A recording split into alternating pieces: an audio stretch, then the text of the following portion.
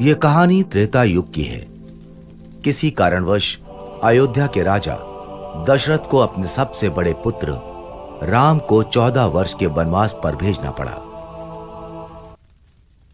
राम, मैं तुम्हें 14 वर्ष के वनवास पर भेजता हूं। जैसी आपकी आज्ञा पिताजी, मैं शीघ्र ही वनवास के लिए चला जाऊंगा।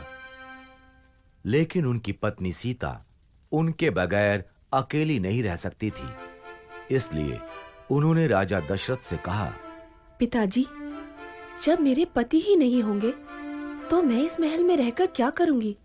कृपया मुझे भी इनके साथ वनवास जाने की अनुमति दीजिए। और फिर लक्ष्मण ने भी कहा, पिताजी, मुझे भी भैया राम के साथ जाने की अनुमति दीजिए, क्योंकि राम के बिना लक्ष्मण कुछ भी नहीं है। सीता और लक्ष्मण की विनती सुनकर राजा दशरथ ने कहा, समय मुझे तो मेरे राम से दूर कर रहा है, किंतु मैं तुम्हें तुम्हारे प्रिय राम से दूर नहीं कर सकूंगा।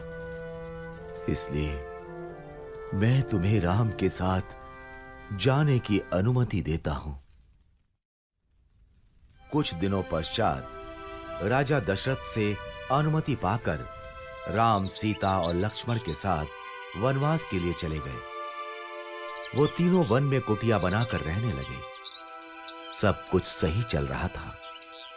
फिर एक दिन शूर्पणखा नाम की राक्षसी वहां से गुजर रही थी। तभी उसने राम और लक्ष्मण को देखा और सोचने लगी, ये दोनों तो अत्यधिक सुंदर हैं और बहुत बलशाली भी ज्ञात होते हैं। मैं इनमें से ही किसी एक से विवाह करूंगी।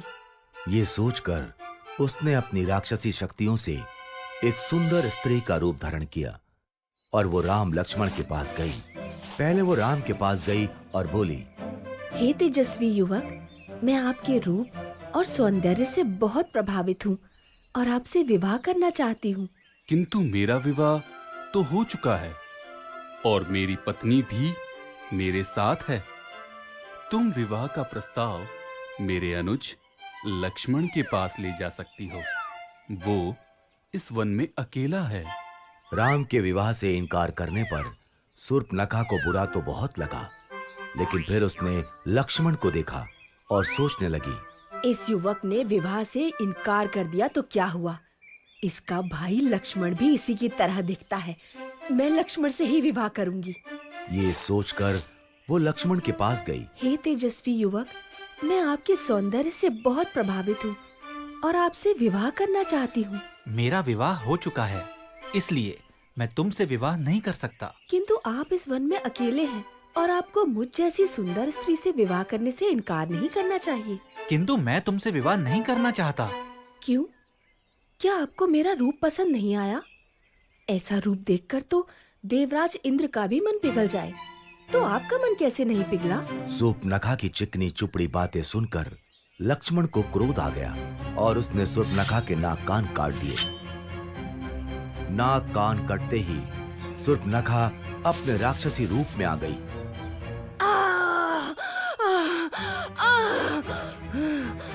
राम लक्ष्मण ने उसका ये राक्षसी रूप देखा तो वो हैरान रह गए। भैया, ये तो एक राक्षसी है। मैं अभी इसका वध कर देता हूँ। नहीं लक्ष्मण, इसे जाने दो। शूर्पणखा रोती हुई वहां से चली गई और सीधे अपने भाई लंका के राजा रावण के पास पहुंची। उस समय रावण अपने मंत्रीगण के साथ राज दरबार में बैठा था। भैया रावण, देखिए आपकी बहन शूर्पणखा के साथ क्या हुआ। शूर्पणखा, तुम्हारा यह हाल किसने किया?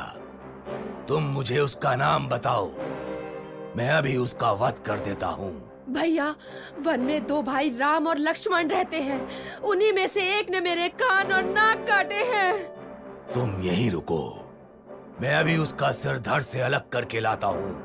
नहीं भैया, उन्होंने एक स्त्री का अपमान किया है, इसीलिए इसका प्रतिशोध भी आपको ऐसे ही लेना होगा। क्या मतलब? मतलब ये कि उन दोनों भाइयों के साथ एक अत्यंत सुंदर स्त्री भी है।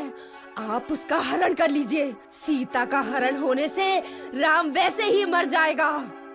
रावण ने शूर्पणखा की बात मान ली वो एक मायावी राक्षस मारीच के पास गया और बोला, मारीच, मुझे तुम्हारी आवश्यकता है।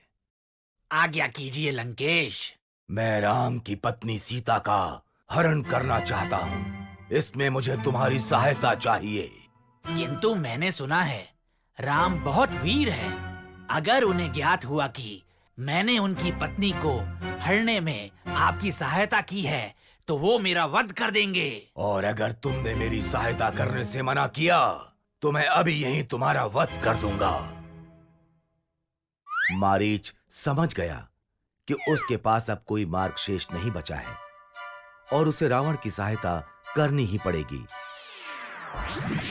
वो दोनों वन पहुंचे।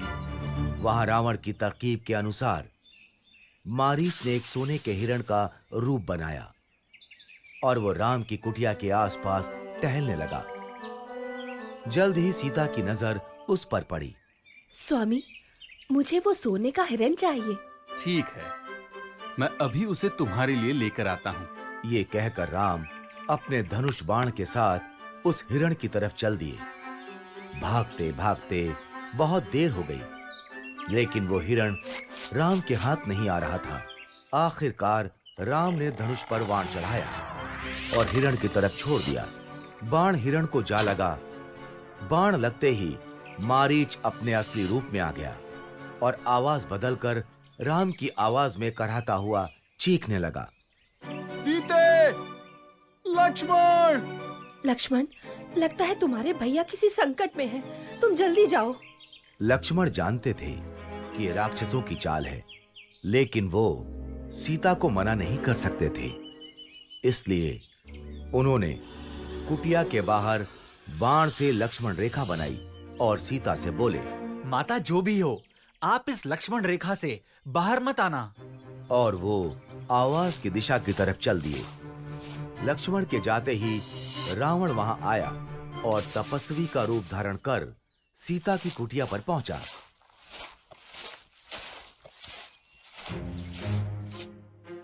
भिक्षामि देहि, भिक्षामि देहि।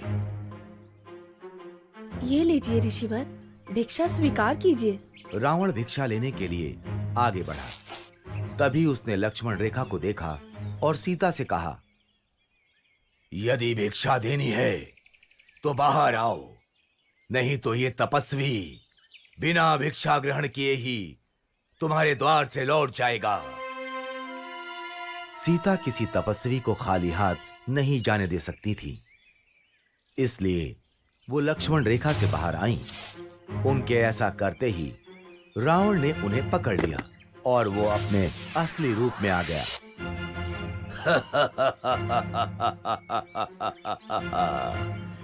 मैं कोई तपस्वी नहीं, मैं लंका का राजा रावण हूं। और रावण सीता का हरण कर उन्हें लंका ले गया। जब राम और लक्ष्मण को सीता के हरण का पता चला तो उन्होंने सीता की खोज आरंभ कर दी। खोज करते करते उनकी मित्रता हनुमान, सुग्रीव, जामवंत और विभीषण जैसे महान और वीर योद्धाओं से हुई।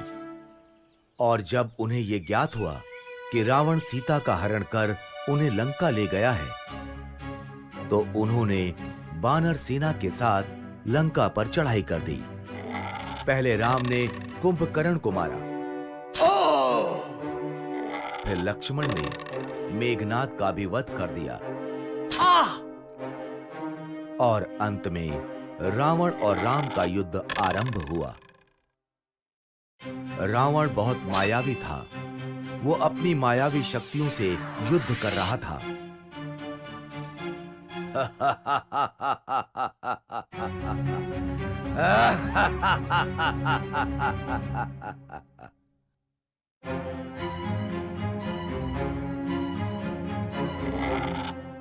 राम के तीर उसे कुछ क्षति नहीं पहुंचा पा रहे थे।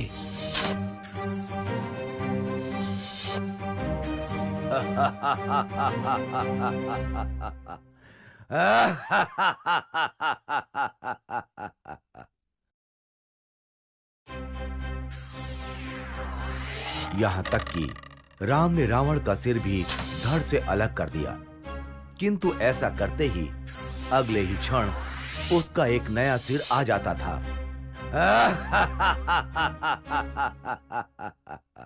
ये रावण मरता क्यों नहीं? तभी विभीषण वहां आए और उन्होंने राम से कहा, प्रभु, आप रावण की नाभि पर वार कीजिए, तभी रावण का वध होगा। राम समझ गए और उन्होंने धनुष पर बाण चढ़ाकर रावण की तरफ छोड़ दिया। बाण रावण की नाभि पर जा लगा और रावण कराहते हुए धरती पर जा गिरा।